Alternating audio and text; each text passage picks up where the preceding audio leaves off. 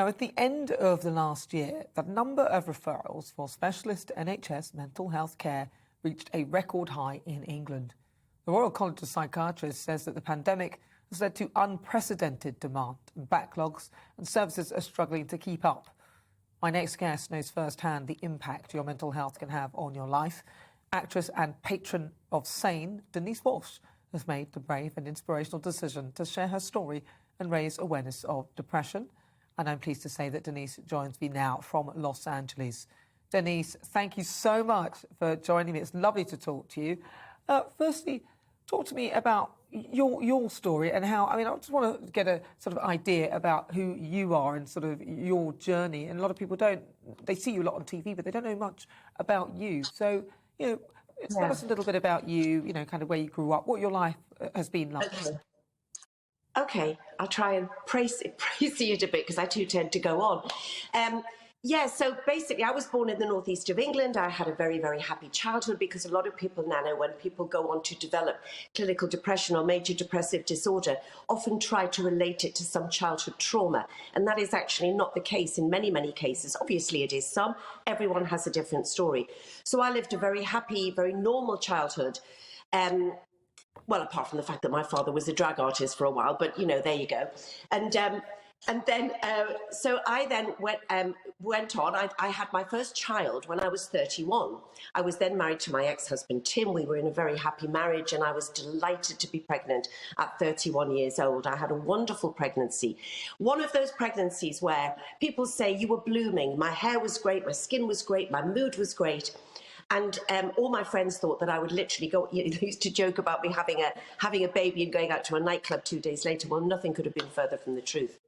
I had my baby with a very long labour and natural childbirth, which I wouldn't do again, but never mind. And for the first few days, I was absolutely fine. We took him home on the Wednesday. I had him on the Saturday. I had what is commonly known as the baby blues, and which is very, very common, where you are incredibly emotional and overwhelmed by everything. But unfortunately, mine turned into something else. I went to bed not even a week after having him, and I had my first ever panic attack, which came from nowhere. I was not remotely panicking about Matthew. Anyway, I've got to crazy this because it's a long story, but I woke up after what was probably only 2 hours sleep, and the whole lactation process had stopped. I'd gone to bed with full boobs to feed my child, and I woke up with nothing. Now, nowadays, 33 years later, that would have been a major hormonal flag, but it wasn't. This district midwife came round and said, oh, that's not a very good sign. You need to go out and get some bottles. That only normally happens if the spouse or the baby dies. It was really incredibly unhelpful then.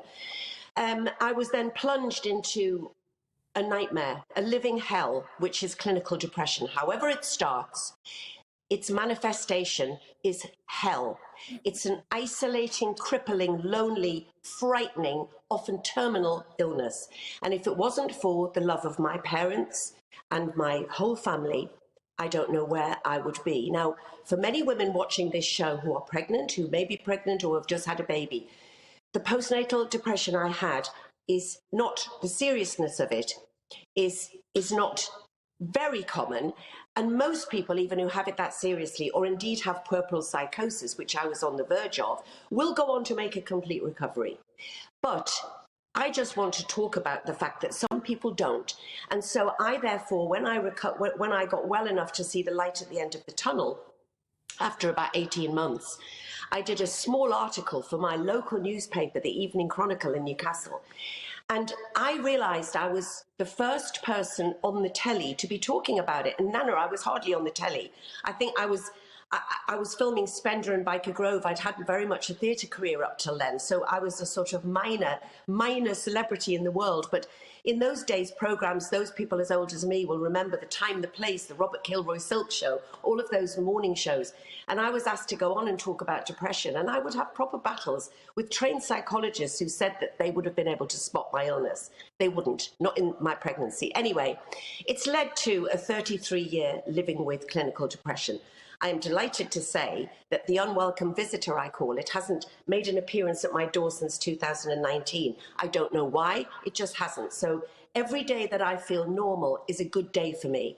And the people who take their own lives as a result of clinical depression, major depressive disorder, as Sane are now calling it, they usually don't want to die. They want to stop the pain, Nana, and that is what is so important. And that is why I've put my neck on the line. Well, not even neck on the line. I don't see talking about clinical depression as brave. I just think it's something that we should all do. You know, people don't flinch if somebody talks about their cancer journey or their MS journey, but somehow we're considered brave if we talk about mental health. We still have a long way to go. And I wouldn't say the pandemic has caused this tsunami of mental health cases. Our reaction to and the media have contributed to it, in my humble opinion. Do you think that now people are talking about it, people like you coming out and sharing your stories is a really encouraging thing, and that it will bring people, because if I was suffering from clinical depression, I don't know whether I'd feel comfortable sharing that. And there was this huge stigma, wasn't there, that if you went to the doctor and you were prescribed any sort of antidepressants or anything like that, that would go as a mark against you, and then you might never be given this or you might never be allowed to do that. Do you think that stigma has finally kind of gone? No. People have said to me before, well, do you think that you've lost work because of it? And I say, well, I don't know. No one's told me that. But to be perfectly honest, if somebody didn't give me a job because I lived with clinical depression, having never missed a day's work really in my whole 40-odd year career, that's not true. One job I had to pull out of, I had a breakdown doing a pantomime, and let me just tell you what the local review said, Nana, and it's so many years ago, it's 2004, but it just summed up the attitude. So I was doing a pantomime in Stockport, and I had a complete breakdown. It was a very, very, very frightening time. And I collapsed in my dressing room. I hadn't eaten for 3 weeks, and I can't eat when I have an episode of my depression. And my then husband came and said she's not coming back. And I'd been trying to go on and go on and go on. And the local newspaper, which I know things are different now, but the local newspaper really resonated with me because it said, Denise Welch left the pantomime today, disappointing thousands of fans, citing nervous exhaustion in inverted commas.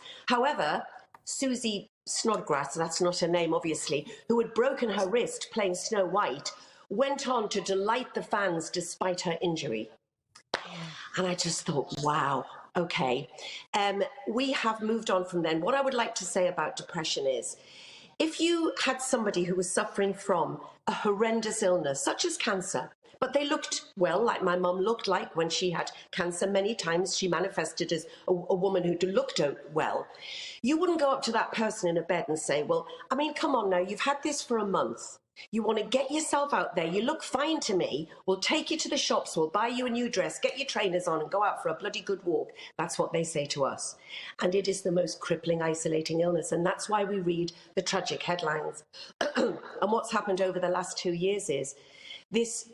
I'm not saying that we should put our heads in the sand about a global pandemic or about what's currently happening in the war, but for actually any normal person to live with this incessant fear every single day will cause anxiety, which can lead to mental illness. And now I see at home, it's cranking up again. We all know that COVID is here. We all know we have to live with it. We are all doing our best to keep ourselves safe, but to resume our life. But the media do not want to let it go. And it's terrifying people. And I've seen friends of mine, we come here quite a lot, and I've seen a friend of mine out here who's an elderly lady, but before the pandemic, she was full of life, driving everywhere. She won't leave her home. The point being is that apparently there are 20 million people in this world who have disappeared from society because of the fear around this illness. And that's not negating how horrible a virus it is. Of course it's not. Those of us who've been labelled COVID deniers, nothing could be further from the truth. I watched my own dad die of pneumonia during last year. So anybody that dies and witnesses somebody dying of a respiratory disease, I wouldn't wish it on anybody. But my dad started to go down in lockdown. I saw his mental health decline. He'd never had a problem in 84 years. And of course, we know what's happening with children, and the mental health services were in a dire situation, always have been. And under any government, you know, I've had arguments with people in the Labour Party, which historically was my party. don't know where I am now, but you know, about the fact that not enough was done under any of the governments, and now we've got over 1.3 million children on a wait list who are getting worse and worse and worse, and something has to be done. Yeah, well, I mean, you're a fantastic advocate for getting people to talk about mental health. Now, I know you mentioned that, you know, you gave the analogy of somebody who looks great, but yet they're dying of cancer. You wouldn't say just pull yourself together type thing, or just go out, you look fine by me. Yeah. Was that the inspiration as to your title, Pulling Myself Together? Did it come from that sort of behaviour? Yeah. Was there's I did. That was my autobiography that I did many, many years ago, 2012, called Pulling Myself Together. Because if I had £1 for everybody that said snap out of it or pull yourself together, I'd be a very, very wealthy woman. I mean, an example was that when I was first poorly, that I mentioned before, my mum, who was just brilliant, took me to see my GP, who I'd never met before. I'd lived in London, you know, I hadn't met my GP. And I was catatonic. I couldn't speak. My depression was so thick that it had a physical manifestation. So my hands all locked and my face slid to the side. I mean, people don't realise the mental effect on your physical. You just have to think, you're very nervous about something, you get butterflies in your tummy. That's your brain sending your body a signal, it's all connected. And I was sat there in the doctor's, and the doctor, she was a woman of about my age now, and sort of 63-ish sort of thing. And she leant forward and she said to me, the thing is, dear, I had 5 children and I just didn't have time to get depressed. And that was the attitude that we were up against. And it was also a generational thing, because my grandma, who I loved very dearly, but she didn't understand my illness. And a lot of people would say, well, we just had to get on with it. There was no such nonsense as depression or postnatal depression. But then you say, Grandma, what happened to Auntie Vera? And they'd go, she went a bit funny after the birth. And you talk to a lot of people of what was my granny's generation, and they had a lot of people that went a bit funny. That's what they used to say, because they were institutionalised either after childbirth or, as I know you're talking about later, after menopause. And my mum worked in a hospital for what we used to refer to as the mentally handicapped, people who were severely poorly from birth, in a very high-grade hospital. My mother was wonderful. And she said that some of these women who now are completely institutionalized, sort of almost, you know, stereotypically rocking in a corner, beyond help. She said a lot of those women will have been put in here because of undiagnosed postnatal depression or menopausal symptoms. That's, you know, so when you say, have we come on? We have come on hugely, but we still have a long way to go. Well, Denise, it's been fantastic talking to you. And tell us very briefly about Sane, because we're running out of time and I want people to know about the organisation that you are working alongside. Absolutely. Sane is a wonderful charity helping people with mental health problems. And what I would like to say is that Sane has a 24-hour helpline, which perhaps some of you guys could maybe put here for people to access later.